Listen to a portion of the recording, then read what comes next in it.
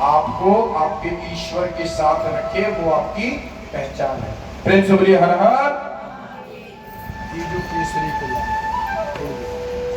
यहां भगवान भोलेनाथ की महिमा आती है कि राम युग में जब घोर युद्ध चल रहा था राम रावण का, तो रावण के पुत्र मेघनाथ युद्ध क्षेत्र में लड़ने के लिए जाते हैं, और जब लड़ने के लिए जाते हैं तो जाने से पहले लक्ष्मण जी ने अपनी भगवती, अपनी मां को प्रणाम किया।